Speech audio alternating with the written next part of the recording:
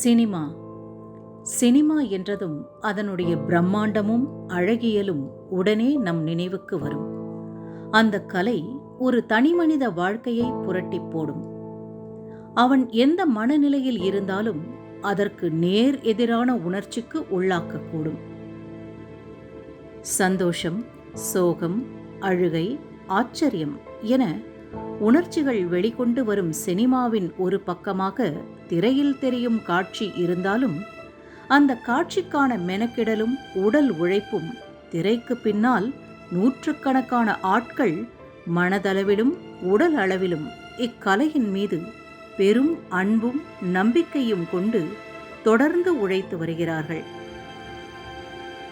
ஒரு திரைப்படத்தை உருவாக்க பல துறைகள் பின்னால் இயங்கிக் கொண்டே இருக்கும்.